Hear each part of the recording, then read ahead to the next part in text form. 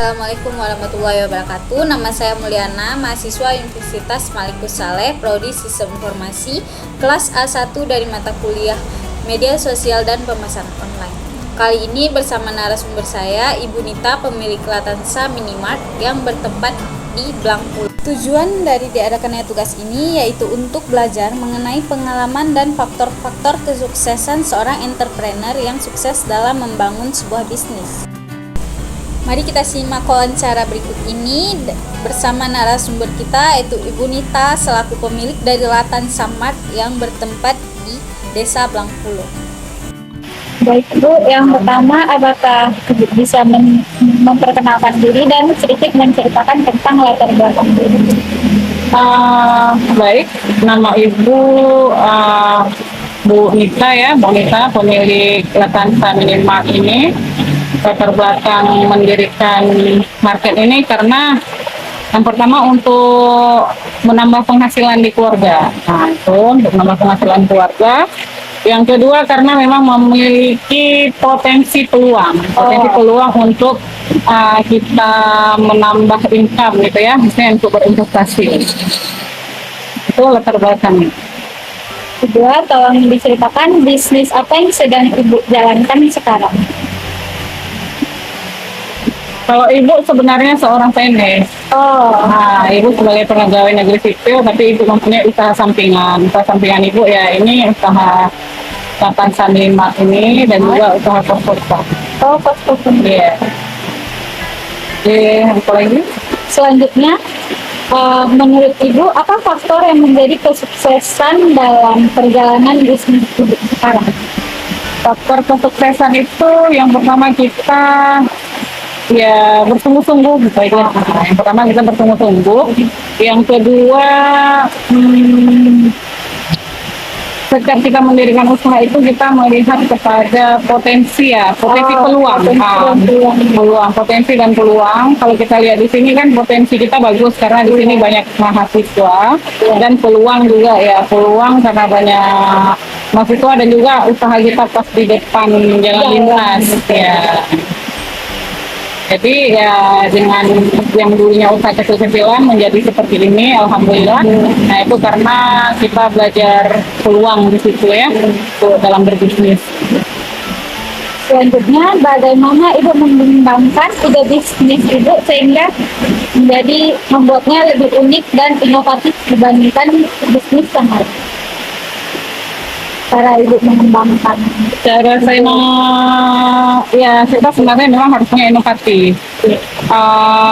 Strategi ekonomi itu harus ada. Istilahnya begini, kita lihat market-market di luar bagaimana, mungkin masih dalam keadaan sederhana, mungkin ya kita kembangkan jadi seperti ini dengan bentuk minimart. Jadi mungkin juga memudahkan bagi pembeli-pembeli untuk membeli apa yang dibutuhkan, dan juga kita sesuaikan kebutuhan mahasiswa itu apa yang paling banyak. Jadi itu yang kita sediakan. Jadi setiap hari itu terus berputar. Jadi sesuai kebutuhan masyarakatnya, sesuai kebutuhan mahasiswa yang sering berbelanja kemarin. Disesuaikan dengan kebutuhan pelanggan. Jadi itu yang kita maksimalkan. Selanjutnya, Ibu, apa saja tantangan utama yang pernah Ibu hadapi dalam membangun bisnis Ibu selama membangun? Ya, tantangan sebenarnya di saingan ya. Sebenarnya saingan kita ada dan banyak di sekitarnya. Memang ya kita punya strategi yang seperti saya ceritakan tadi, strategi kita.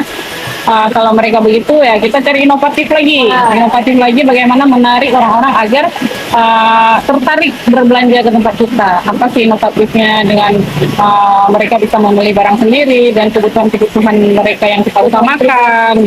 Apa strategi yang paling efektif yang Ibu terapkan dalam membangkitkan bisnis Ibu selama bisnisnya berjalan? Mungkin strategi tadi yang pertama bentuk toko usaha itu kita buat ya kalau saya untuk kebersihannya ya, terus yang pertama kebersihan toko ya saya itu utamakan, sehingga pelanggan atau yang berbelanja itu terasa nyaman gitu. Yang kedua itu kebutuhan pembeli. Nah, kita lihat kebutuhan yang maksimal oleh pembeli itu apa. Jadi kita penuhin di situ. Jadi setiap hari usaha itu berputar terus. Yang ketiga ya strateginya dari segi harga. Dari segi harga kita tidak terlalu tinggi, tapi ya standar sesuai kebutuhan mahasiswa. Dan banyak juga barang-barang yang memang kebutuhan mahasiswa. Karena mahasiswa mayoritas itu kita. Iya. Selanjutnya, apa saja pelajaran terbesar yang Ibu peroleh dari pengalaman berbisnis Ibu? Pelajaran terbesar ya saya belajar sebenarnya dari analisis SWOT. Mungkin pernah kalian belajar. Saya memang magister administrasi publik juga. Saya S2 di Unimal juga. Saya pernah belajar analisis SWOT. Mungkin dengan analisis SWOT itu ya kalian juga pernah belajar dari tahap-tahap itu. Jadi kita tahu di mana kelemahan, di mana untuk potensinya, di mana tantangannya di situ. Jadi ya pelajaran terbesar memang ya kita bisa mengetahui di mana kelemahan kita, berarti di situ yang kita perbaiki. Menggunakan analisis SWOT itu untuk mengembangkan, untuk berbisnis. Selanjutnya Bu, apa nasihat atau tips bagi mahasiswa atau rekan yang lain untuk memulai bisnis? Nasihat saya, setiap mahasiswa itu jangan hanya berpedoman kepada pendapatan atau kiriman dari orang tua kalau bisa. Tapi kan kalian punya tenaga, punya badan yang sehat, punya pikiran yang sehat. Kenapa enggak dalam berkarya sambil berkuliah dulu berkarya yang dapat menghasilkan income dan itu pun jangan pernah menyerah. Kalau bisa udah berpenghasilan sendiri lah, karena kita kan sudah belajar gitu kan. Coba usahakan apa inovatif kalian yang bisa kalian kembangkan sesuai dengan kemampuan kalian, bakat kalian yang dapat menghasilkan income gitu. Jadi terbantu juga dengan orang tua. Saya dulu waktu kuliah seperti itu juga.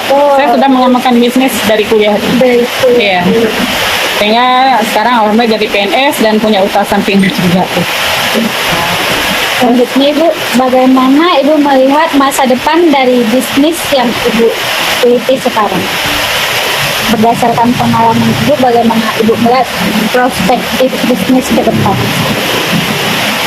Kalau kita lihat dari untuk saat ini, kalau kita lihat ke depan memang kita ketergantungan dari mahasiswanya ya, dari kampusnya. Jadi untuk ke depan ya semoga Unimal tetap berjaya seperti saat ini. Ya, kita juga mempunyai usaha yang mungkin ke depan ya kita coba kembangkan lagi menjadi lebih dari sekarang ini. Itu saja. Terima kasih. Semoga sukses ya.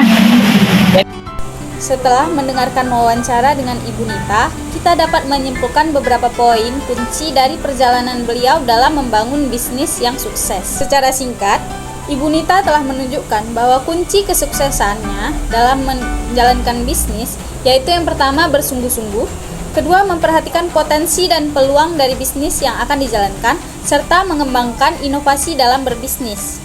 Analisis atas tantangan yang dihadapi oleh Ibu Nita menunjukkan bahwa dalam menjalankan bisnis minimart ini, persaingan yang lumayan ketat merupakan tantangan yang paling utama yang dihadapi beliau, di mana setiap lokasi pasti memiliki banyak toko-toko yang menyediakan kebutuhan sehari-hari, yang secara sederhananya dikatakan sama dengan bisnis yang Ibu Nita jalankan. Melalui wawancara ini, ada beberapa saran yang bisa dibagikan oleh Ibu Nita dalam perkembangan bisnisnya, yaitu yang pertama dengan memperhatikan strategi ekonomi, misalnya memperhatikan target pasar, memperhatikan kebutuhan pelanggan, menjaga kebersihan serta kenyamanan pelanggan, dan menyesuaikan harga.